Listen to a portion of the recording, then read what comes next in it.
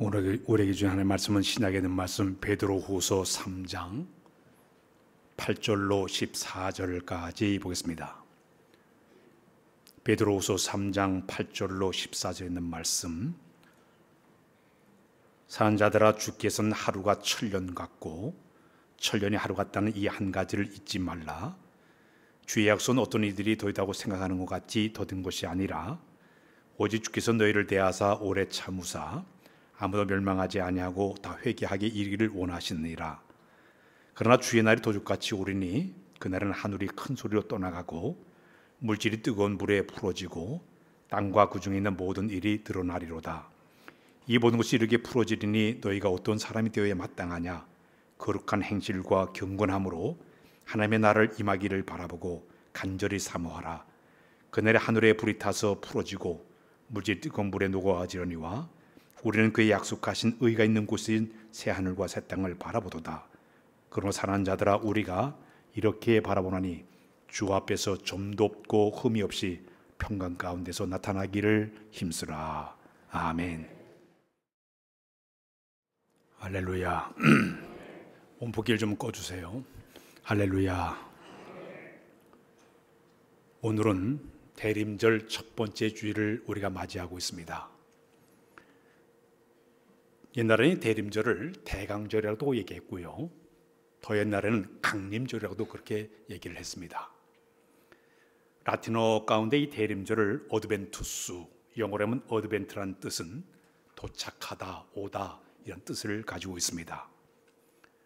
성탄절 전 4주간에 걸쳐서 이 땅에 오신 예수님을 기다린다는 뜻을 가진 것이 대림절의 의미라고 볼 수가 있습니다. 이미 절기는 지금부터 1500년 전부터 시작이 되고 있습니다.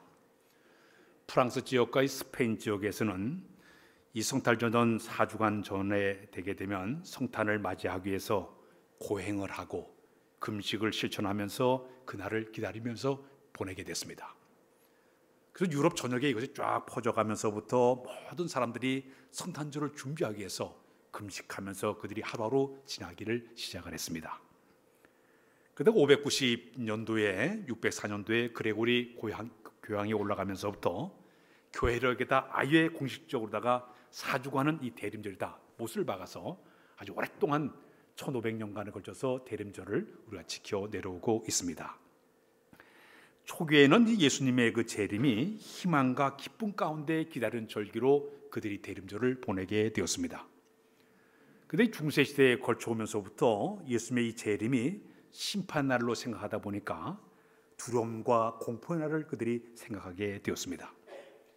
심판주로 오신 주님을 내가 맞이하기 전에 어떻게 내 몸과 마음을 새롭게 하는 마음을 가지고 주님을 맞이해야 되겠다. 그래서 단식을 하고 금식을 하고 고행을 하고 금욕생을 하면서 그들이 대림절을 보내게 되었습니다. 그래서 이 대림절을 갖다 겨울의 사순절에도 그렇게 이야기를 하고 있습니다. 그래서 1519년의 종교개혁 이후에 이제 이 방향이 바뀌면서 이 주님이 이 땅에 오심을 기쁨과 환희로 우리가 맞이하자. 영광주로 오시는 재림주를 우리가 기쁨을 맞이하기 위해서 우리가 경건된 신앙으로 주님을 맞이하자. 그런 마음으로 그들이 이제 하루하루 또 지나기도 하게 되었습니다. 대림절이 되게 되면 사람들이 이제 교회 안에서 보라색을 쓰게 됩니다. 제가 이렇게 스토를 지금 보라색을 걸고 있고요, 또 여기 보라색을 걸고 있고, 또 여기 보게 되면 이제 초를 우리 교회는 전통적으로 4개의 초를 이렇게 밝혀놨습니다.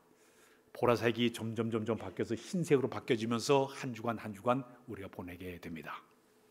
오늘 특별히 저도 보라색 넥타이를 딱 매고 이제 일 시작을 하고 있습니다. 이 보라색은 교회 안에서 어떤 의미를 주고 있는가 하면은 이 보라색은 경건과 회개를 의미를 하고 있습니다. 정숙과 절제를 의미하는 것이 보라색의 의미라고 볼 수가 있습니다. 그래서 전통적으로 이 많은 교회들 속에서는 이 화한 4개의 초를 밝혀놓고, 집에서도 식탁 위에 4개의 초를 밝혀놓고, 얼마 전에는 우리 교회에서도 4개의 표를 여전도에서 판매를 해서 초를 이렇게 밝히면서 이 대림절을 보내기도 했습니다. 또 이렇게 벽에다가도 촛불을 밝혀놓고 대림절을 보내는 것이 하나의 전통적인 하나의 모습입니다. 빛의 주님이 이 땅에 오심으로 우리의 죄가 처음에 저렇게 저렇게 보라색이었지만은 점점 우리가 하얗게 씻겨난 정결한 마음을 소유하자. 이것이 바로 이 대림절을 보내는 우리의 모습이라고 볼 수가 있습니다. 자, 이 땅에 오신 예수님은요, 과거에 2000년 전에 오신 예수님은 우리를 구원하러 오셨습니다. 근데 앞으로 다시 오실 예수님은 우리의 구원자로 오신 분이 아니에요. 심판주로 이 땅에 오십니다. 따라서 할까요? 심판주. 우리 모든 사람을 심판하기 위해서 이 땅에 우리 주님께서 오시게 되어 있습니다. 심판주로 오신 예수를 맞이하기 전에 우리에게 필요한 신앙은 두 가지의 신앙이 꼭 필요한데요. 첫 번째가 뭐냐면 따라서 할까요? 회개. 다시 회개. 죄로 인해서 죽어야 될 사람인데 불구하고 그 하나님의 사랑을 기대하는 마음을 가지고 자기의 모든 죄를 갖다 하나님 앞에 고백하면서 회개하는 삶이 우리에게 필요하다고 볼 수가 있습니다. 우리 예수님이 이 땅에 오시기 바로 직전에 마지막 활동했던 선지자를 꼽으라 그러면 세례 요한이에요. 예수님이 활동하기 바로 직전에 세례 요한이 백성들에게 외친 말씀이 있습니다. 마태복음 3장 2절에 보게 되면 그런 이렇게 외쳐 시작. 회개하라 천국이 가까우니라 하니라 하였으니. 마태복음 3장 8절에도 똑같이 그는 이르시되 시작. 그러므로 회개에 합당한 열매를 맺어라. 끊임없이 이미 도끼가 나무에 놓여 있으니 회개치 않는 모든 나무 찍어서 불에 던지우리라. 그럼 너희가 회개에 합당한 열매를 맺으라고 세례 요한이 외치기를 시작했습니다. 우리 예수님이 이 땅에 오신 다음에도 똑같이 우리 예수님도 회개를 강조했습니다. 우리 예수님께서는 누가복음 5장 32절을 보니까 이렇게 했습니다. 시작. 내가 의인을 부르러 온 것이 아니요 죄인을 불러 회개시키러 왔노라. 마가복음 1장 15절에 우리 주님은 또 이렇게 선포했습니다. 시작. 이르시되 때가 찼고 하나님의 나라가 가까웠으니 회개하고 복음을 믿으라 하시더라. 누가복음 1장 35절에도 똑같이 말씀을 전하기를 시작. 너에게 이르노니 아니라 너희도 만일 회개하지 아니하면 다 이와 같이 망하리라. 세례 요한도 예수님도 계속적으로 회개하라를 계속적으로 강조를 하고 있습니다. 회개가 뭘까요? 헬라말로 회를 메타노이 에테라는 말을 쓰고 있는데 이 말의 의미는 후회한다는 의미가 있습니다. 근데 이것이 신약 성경으로 들어오면서부터 히브리 말로 슈브란 말로 바뀌어집니다. 이 슈브라는 말의 의미는 새 행실로 돌아온다. 하나님의 언약으로 다시 돌아온다. 더 나아가서는 따라서 할까요? 방향을 바꾼다. 이것이 바로 회개라고 이야기를 하고 있습니다. 근본적으로 회개라는 것은 내 생각을 바꾸는 것이에요. 단순히 마음 아파하고 후회하는 것이 아니라 내 모든 생각도 내 모든 사고 방식도 완전히 방향을 바꾸는 것을 갖다 회개란 말을 그렇게 쓰고 있습니다. 우리가 회개를 하기 위해서는 5가지 단계를 걸쳐서 우리가 회개의 역사가 이루어져야 됩니다. 첫 번째 회개하기 위해서는 우리가 첫 번째 관계가 진정한 고백이 있어야 돼. 따라서 할까요? 진정한 고백. 요한일서 1장 9절에 보게 되면 그런 말씀을 우리 시작. 만일 우리가 우리 죄를 자백하면 그는 미쁘시고 의로우사 우리 죄를 사하시며 우리를 모든 불의에서 깨끗하게 하실 것이요. 여기 보니까 만일 우리가 우리의 죄를 우리의 죄를 하나님 앞에 내가 진정한 입술로 고백하는 거예요. 시편에 보게 되면 이 회개를 갖다가 토설이란 말을 써요. 토설. 더러운 것이 들어왔기 때문에 욱하고 토해내듯이 내 속의 모든 더러운 죄악을 진정으로 내가 입술로 토해내는 거예요. 입술로 내가 하나님 앞에 입술로 고백하는 것.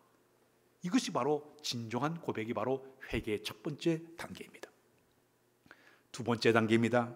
그 다음에는 진정한 애통함이 따라가야 됩니다. 따라서 할까요? 진정한 애통이 있어야 된다. 애통은 슬퍼한다는 얘기입니다. 눈물을 흘린다는 뜻이 들어가 있습니다.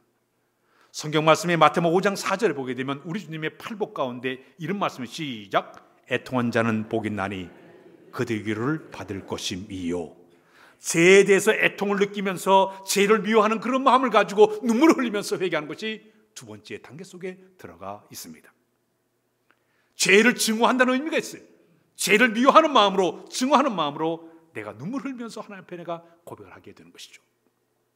유명한 다윗 왕이 자기가 지은 죄를 하나님 앞에 회개할 때 얼마나 눈물을 흘렸든지 나는 날마다 침상을 요를 적신다고 그랬습니다.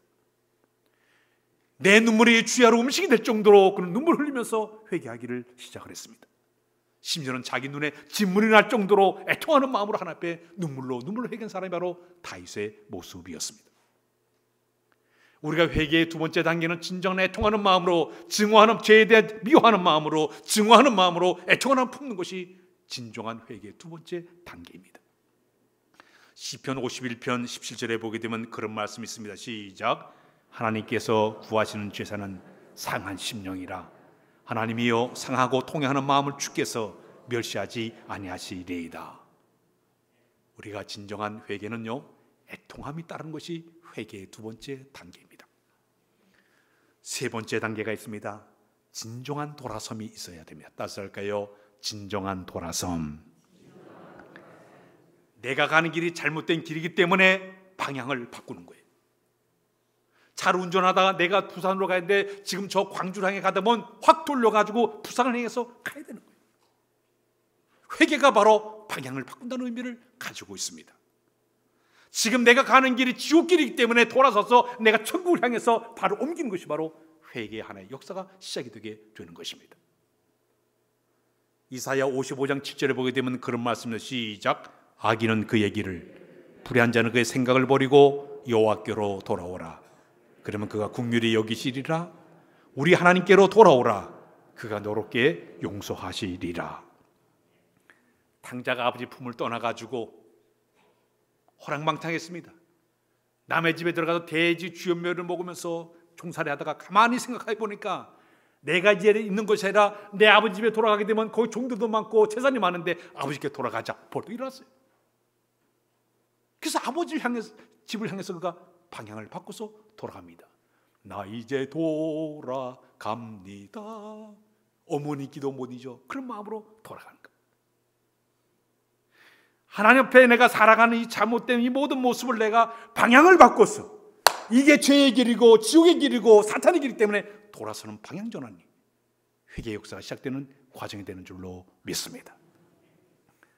1903년도에 우리나라의 저 원산에서 부흥회가 열리게 되었습니다. 그때 부흥회를 할 때 주 강사가 로버트 하디라는 선교사가 그때 부흥회를 인도했던 분입니다. 이 하디 선교사는 토론토 의대를 졸업하고 강원도 일대에서 열심히 선교를 했는데 열매가 별로 없었습니다. 자, 그런데 그때 이 하디 선교사가 집회를 하다가 갑자기 그때 성령께서 강하게 그 자리에 임하게 되었습니다.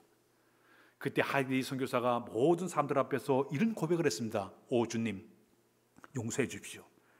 내가 그동안 이 조선 사람들을 미개한 민족으로 생각한 것을 용서해 주십시오. 그들 진정으로 하나님을 만날 수 없다고 생각을 해왔습니다. 그리고 나의 이 자만심을 용서해 주십시오. 내가 예국인으로서 내가 이 자만한 마음을 가지기 때문에 복음이 전달되지 않은 것 같습니다. 나를 용서해달라고 그가 눈물 흘리면서 회개하기를 시작했습니다. 그러자 함께 참석한 모든 사람들이 똑같이 선교사들이 하나씩 죄를 고백하면서 눈물을 흘리기를 시작을 했습니다. 이러면서부터 그곳에 성령의 강한 역사가 일어나기 시작했다고 우리는 한국교회의 역사 가운데 흘러내려오고 있습니다. 진정한 회개는 돌아서야 가능한 줄로 믿습니다. 네 번째는 진정한 회개는 뭐냐 하면 보상이 따라가야 된다. 따라서 할까요? 진정한 보상. 세례요한이 회개에 합당한 열매를 맺어라 그랬습니다. 회개만 입만 나불나불 되는 것이 아니라 열매가 따라가야 된다.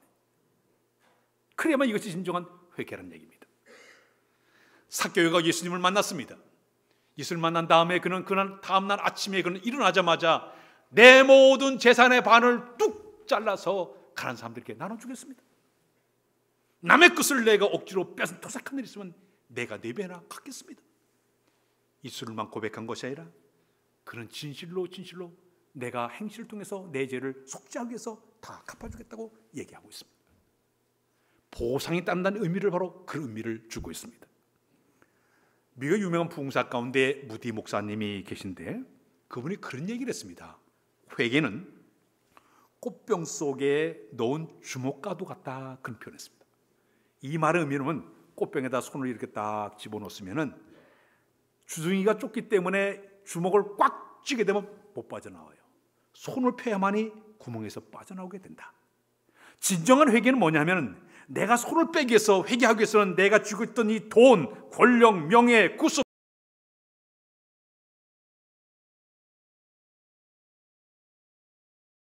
회개월이라고 이야기를 하고 있습니다. 주먹은 꽉 쥐고 가질 건 다 가지면서 회개했다, 이것이 아니라 손을 펴야만이 진정한 회개 역사가 있다고 그분이 소개를 했습니다. 회개는 진정한 보상이 따라야 진정한 회개가 될 줄로 믿습니다. 마지막 단계는 성령의 기름 부으심이 있어야 됩니다. 따라서 할까요? 성령님의 기름 부으심.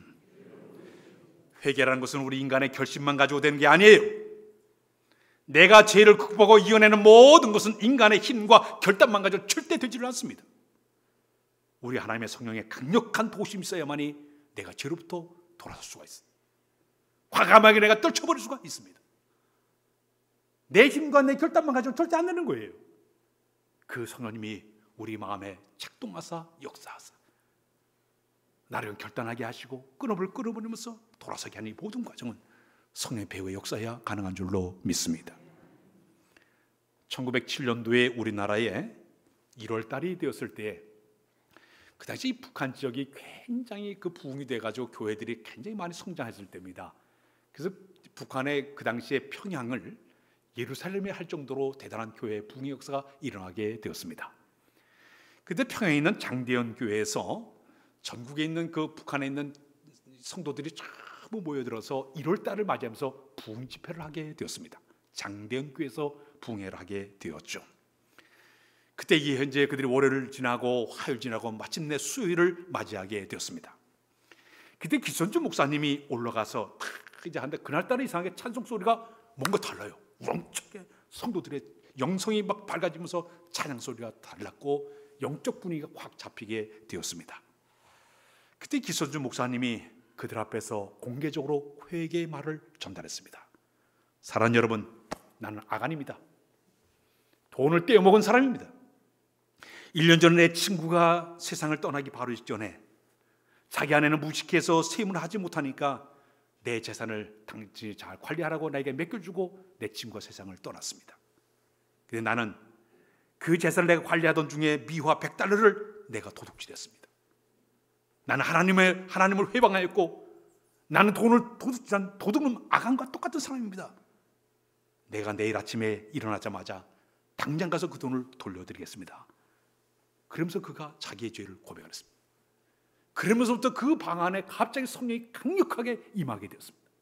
그자 사람들이 막 불이 떨어지니까 막 떼굴떼굴 구르면서 회개하기를 시작했습니다. 어떤 사람 나와서 나는 이런 죄를 졌습니다. 이런 죄 막 공개적으로 나와서 회개하기를 시작을 하게 되었습니다.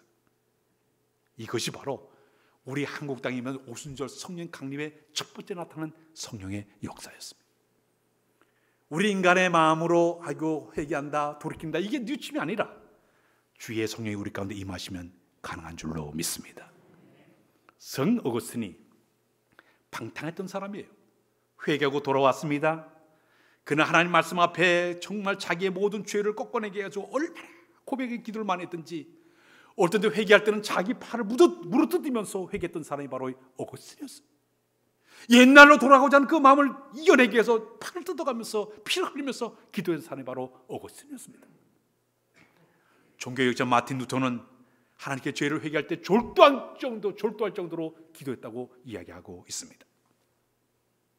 대림절을 맞이하면서 우리에게 첫 번째 필요한 것은 회개의 삶이 필요한 줄로 믿습니다. 할렐루야.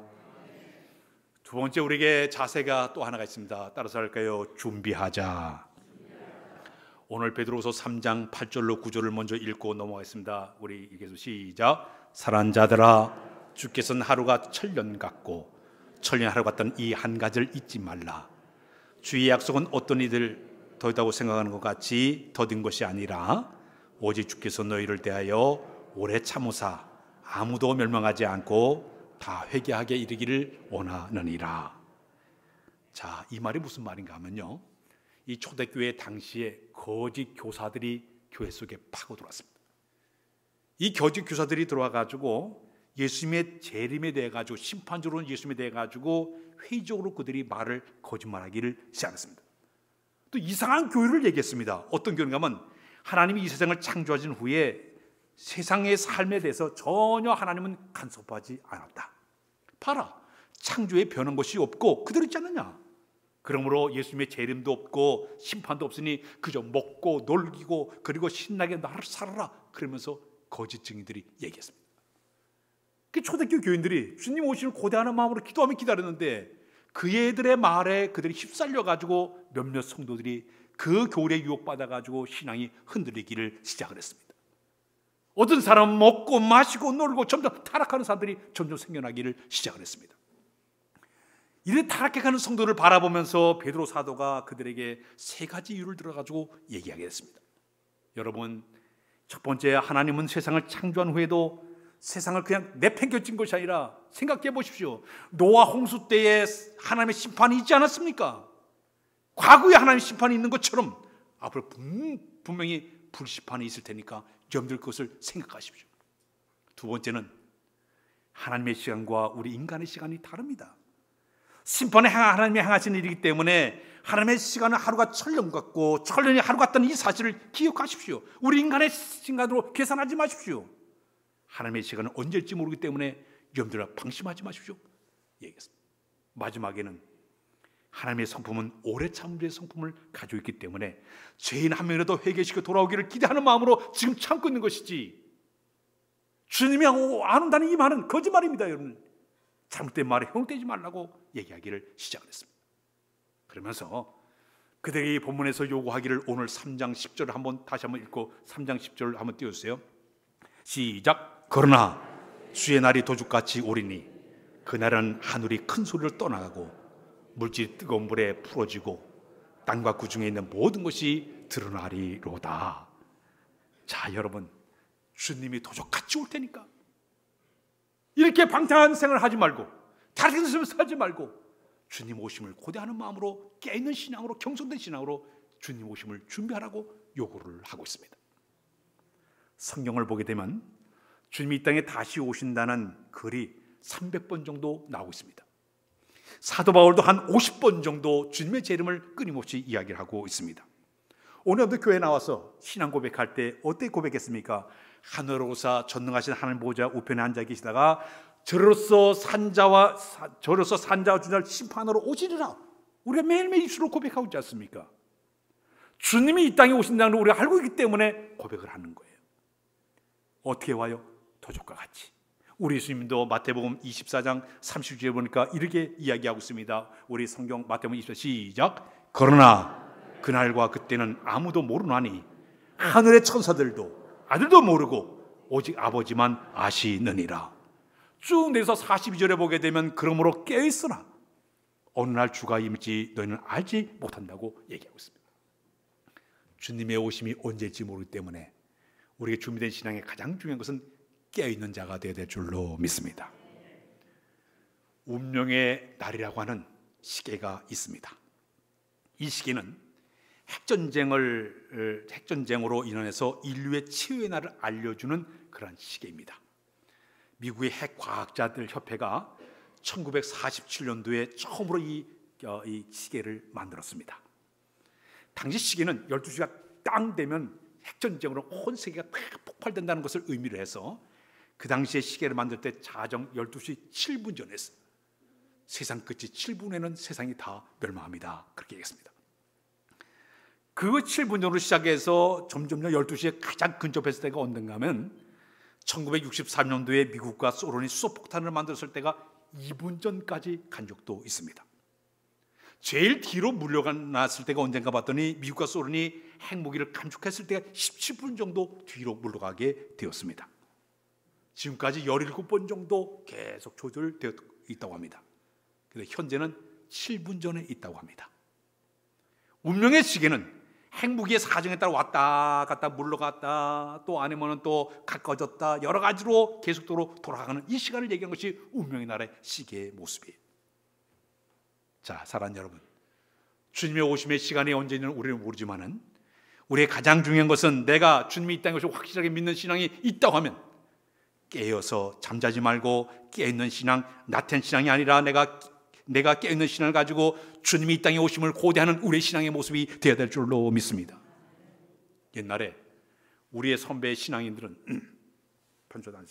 우리 선배 신앙인들은 일제시대를 거치고 유교시대를 거쳐가면서 그 신앙 하나 지킨 것 때문에 옥에 갇히기도 하고 매를 맞기도 하고 고문을 당하기도 하고 인두로 지짐을 당하기도 하고 고춧가루를 가지고 코에다 붓기도 하고 이러다가 막 고통당하고 순교당한 우리 선배 신앙인들이 굉장히 많아요. 근데 그 가운데 순교자 가운데 손양원 목사님, 사랑의 원자탄이라고 한 손양원 목사님이 계신데, 그 목사님은 이 땅에 주님의 오심을 고대하는 마음으로 노래를 하나 만들었습니다. 그게 바로 주님 고대하라는 노래를 만드는데, 우리 한번 불러볼까요?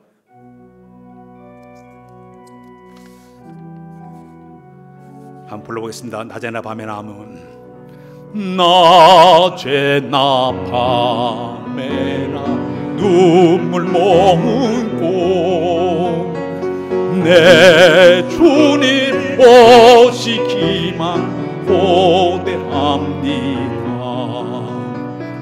가실 때 다시 오마 하신 예수님, 오 주여 언제나 오시렵니. 고족하고 쓸쓸한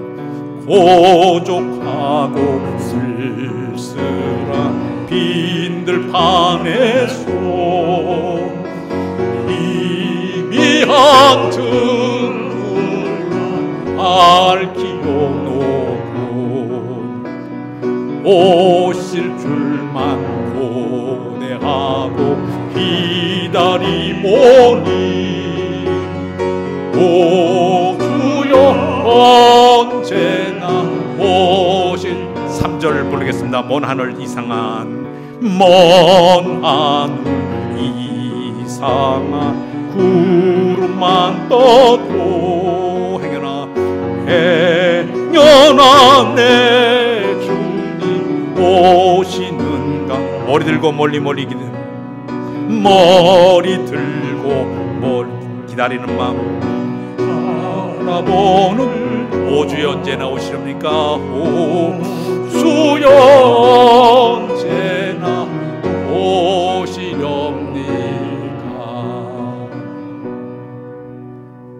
6절까지 있어요. 나머지 집에 가서 한번 불러보십시오. 주님 오시를 고대하는 마음으로 바람만 이상하게 불어도 혹시 주님 오시지 않을까, 그런 마음을 가지고 초조와 긴장 속에 우리 선배 신앙인들은 신앙생활을 해왔습니다. 노아 시대 때에 아주 죄를 사람들이 너무너무 많이 지어서 죄가 썩어 문드러졌습니다. 성경편에 죄가 차고 넘쳤어요. 그런데 어느 날 하나님께서 노아에게 앞으로 120년 후에 이 땅을 물로 심판할 테니까 너는 방주를 만들어라고 얘기했습니다. 그때 노아는 120년 동안 배를 만들 때 동네 사람들이 전부 정신병자라고 비웃고 조롱하고 야단도서했어요. 그는 묵묵하게 배를 120년 동안 만들었어요. 결과는 어떻게 된지 아십니까? 120년 만에 그 땅에 비가 내리게 됐고 기식하는 동물들이나 사람들은 싹 죽어버리고 노아의 가정만 살아나게 돼요. 히브리서에 보게 되면 히브리서 11장 7절에 노아의 믿음을 이렇게 소개를 하고 있습니다. 시작. 믿음으로 노아는 아직 보지 않은 일에 경고하심을 받아라. 경외함으로 방주를 준비하여 그 집을 구원하였으니 이로 말미암아 세상을 정죄하고 믿음을 따른 의의 상속자가 되었느니라. 그는 경고를 받고 그대로 믿음으로 준비했어요.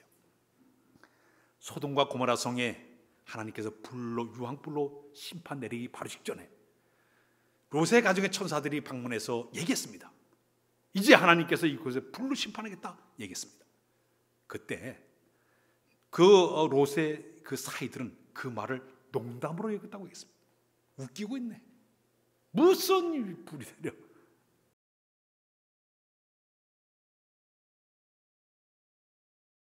됩니다. 종말론적인 신앙의 자세는 늘 깨어 근신하 준비된 신앙이 바로 우리에게 필요한데, 그럼 어떻게 우리가 주님의 오심을 준비하는 깨어있는 신앙이 되어야 될까요? 2부에서도 제가 설교를 했는데 전에 그런 얘기를 한 기억이 있습니다. 어느 집사님 한 분이 병원을 갔습니다. 진단을 받았어요. 근데 위암 말기 판정을 받고 말았습니다. 청청병력 같은 그런 얘기예요. 그 얘기를 듣자 온 가족들이 절망과 슬픔에 빠지게 되었습니다. 이 지사님, 여자 지사님은 정말 맨날 울면서 밤을 지새우기를 시작을 했습니다. 그래서 용기를 내가지고 교회 가서 다른 성도들에게 좀 기도 좀 해달라고. 그러니까 그 좋아했던 모든 친구 지사님도 같이 열심히 기도를 해주면서 용기를 내서 기도하기를 시작했습니다. 지사님은 이제 몇 날 내가 살 날이 몇 날 못했으니까 처음에는 기도를 하려니까 기도가 안 되는 거예요. 기가 막히니까 눈물만 펑펑해서 기도가 안 되는 거예요. 교회 가서 예배를 드리기만 눈물만 펑펑해서 목사님이 하는 소리가 다 자기한테 한 것들은 눈물로 하루하루를 보내기 시작했습니다. 그는 이제 내가 몇 개월 살지 못하니까 생을 정리해야 되겠다. 그래서 미워했던 사람들을 찾아가서 그동안 미안했다고 사과를 했습니다. 밀렸던 헌금을 미리 다 땡겨가지고 다 헌금을 했습니다. 집에 와서는 옷장을 열고 옷을 하나하나 둘씩 정리하기를 시작을 했습니다. 또 남에게 빌려온 어떤 것이 혹시나 봐가지고 책, 뭐 도구들이 있으면 다 갖다 줬습니다. 자, 그러면서 이제 매일매일 그는 교회 가게 되면 교인들에게 우리 천국에서 만나요, 천국에서 만나요 인사를 했습니다. 매일매일 하루하루 일기를 하나둘씩 쓰기를 시작을 했습니다. 그런데 놀라운 일은 하루 종일 일을 하는데도 피곤하지라는 거예요. 또 기도 생활을 열심히 했더니 영이 막 새로워진 것을 느꼈습니다. 오히려 힘이 펄펄 나는 것을 이분이 느끼기를 시작을 했습니다. 3개월이 지났습니다. 근데 오히려 마음이 평안해지는 거예요. 밥도 더 잘 먹는 거예요. 잠도 그냥 푹 자는 거예요. 기도를 많이 했더니 얼굴이 은혜가 충만해가지고 환하게 빛이 나기를 시작을 했습니다. 6개월이 지났는데 안 죽는 거예요. 이상하다. 그래서 이분이 이제 병원을 다시 찾아갔습니다. 병원에 찾아갔더니 쭉 검사했더니 아무런 이상이 없는 거예요. 깜짝 놀라 왜 있냐고 그랬더니 놀란 일이 벌어졌어요. 간호사가 실수를 한 거예요. 다른 사람의 차트를 갖다가 위험한 자라고 그렇게 갖다가 얘기를 한 거예요. 어이가 없어가지고 얼마나 기가 막히겠습니까? 그래가지고 얼마나 허탈했는지 기가 막혀가지고 한편 뛴듯이 막 기뻐가지고 감격스러운 눈물을 퍽퍽 흘리고 이제 집으로 돌아왔습니다. 목사님을 찾아갔어요. 목사님, 저 위암 아니래요. 사실 얘기를 다 했습니다. 그 목사님께서 지사님, 지금까지 6개월 동안 이렇게 살아온 거 후회해요? 하고 물었습니다. 그때 이 지사님 한 얘기가 아니에요. 저는 지금까지 6개월 동안 시한분생을 살아오면서 정말 행복했습니다. 앞으로도 저 이렇게 살래요. 주님 오실 때까지 나 그렇게 살고 싶어요. 그렇게 이야기를 했습니다. 주님 앞에 서는 그날까지 우리의 필요한 신앙은 준비된 신앙이 필요한 줄로 믿습니다. 회개가 필요한 줄로 믿습니다. 깨어있어야 될 줄로 믿습니다. 준비된 신앙을 잘 간직하다가 주님 맞이하는 연을 다 되시길 주의 이름으로 부탁드립니다. 하나님 아버지, 대림절을 맞이하고 있습니다. 이 땅에 오실 예수님을 바라보면서 우리가 철저하게 회개의 삶을 살도록 인도하여 주옵소서. 깨끗하고 흠이 없는 모습으로 주 앞에 서도록 인도하여 주옵소서. 깨어있는 신앙이 필요하니 경성하여 그냥 깨어있는 신앙을 가지고 주 앞에 서도록 인도하여 주옵소서. 아멘. 주여 오시옵소서. 맞이하는 우리 모두로 인도하여 주옵소서. 예수 그리스도의 이름으로 기도하옵나이다. 아멘.